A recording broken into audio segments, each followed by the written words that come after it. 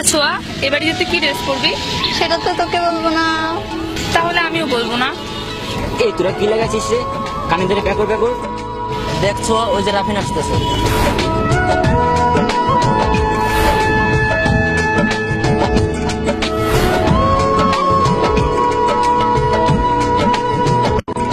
কেমন আছিস তোরা? নতুন মোবাইল কিনছিস মনে হয়, দেখি দেখি দেখি, আমি একটু দেখি। তোরা শুধু নিজেরাই দেখবে, আমাকে একটু দেখতে দিবি না? রাফিনের মোবাইল বলে কথা। আচ্ছা রাফিন, নতুন ফোন কিনলি তা একটা পার্টি দিবি না? পার্টি? আচ্ছা ঠিক আছে, তোদের জন্য আমি আমার জীবনটাও দিয়ে দিতে পারি, আর এ তো সামান্য একটা পার্টি। আচ্ছা ঠিক আছে, দেবো পার্টি।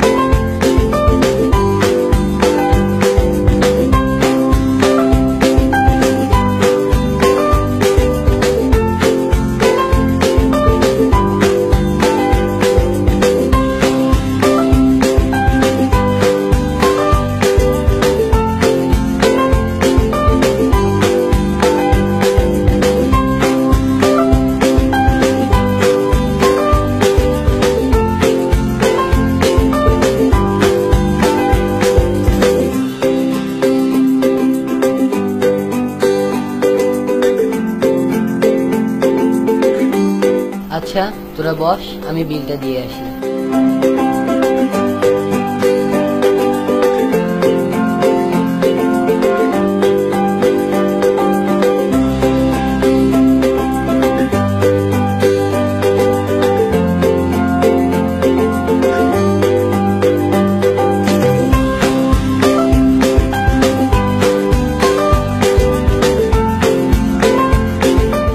আচ্ছা রাফিন, তোর মোবাইলটা দে তো দেখি। মোবাইল? মোবাইলটা তো বাড়িতে রেখে আসছি। তুই না মিথ্যা কথা বলিস না, তাহলে মিথ্যা কথা বলছিস কেন? সিরিয়াসলি তোরা বিশ্বাস করিস না? মোবাইল তো আমি বাড়িতে রেখে আসছি। বাড়িতে রেখে আসছিস? তাহলে এটা কি?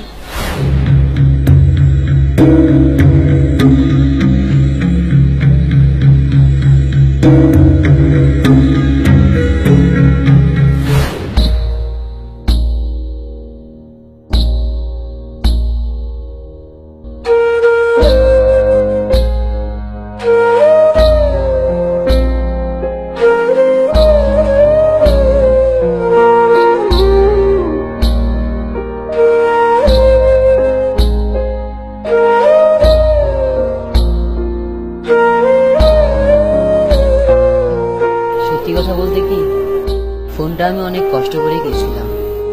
যেমন আমি টিফিনের টাকা, পকেট খরচের টাকা এবং আরো অনেকভাবে টাকাটা জমিয়ে আমি ফোনটা কিনেছিলাম। যখন বললি পার্টি দেওয়ার কথা, তখন আমি আর তোদের না করতে পারলাম না। তোরাই তো আমার সব, তোদের জন্য আমি সব করতে পারি। আর এই তো সামান্য একটা পার্টি, তাই মোবাইলটা বিক্রি করে দিয়েই পার্টিটা দিলাম, শুধু তোদের মুখে হাসি দেখার জন্য। কিন্তু তোরা জানলি কিভাবে? কালকে যখন পার্টির কথা বললি, তখনই আমার সন্দেহ হয়েছিল যে তুই কিছু একটা করবি। তারপর তোর পিছু পিছু গিয়ে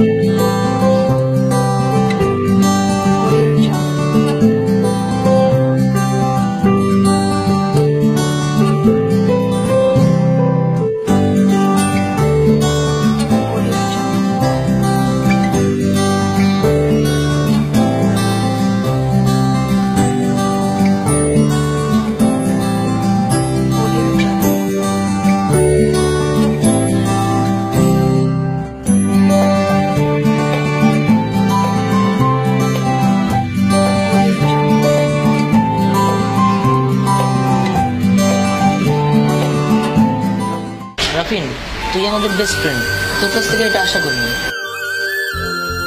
আসলে বন্ধুরা তো এমনই হয়, বন্ধুদের মধ্যে হাসি থাকবে, কান্না থাকবে, কষ্ট থাকবে, আবার একে অপরের পাশেও থাকবে। এরই নাম হচ্ছে বন্ধু।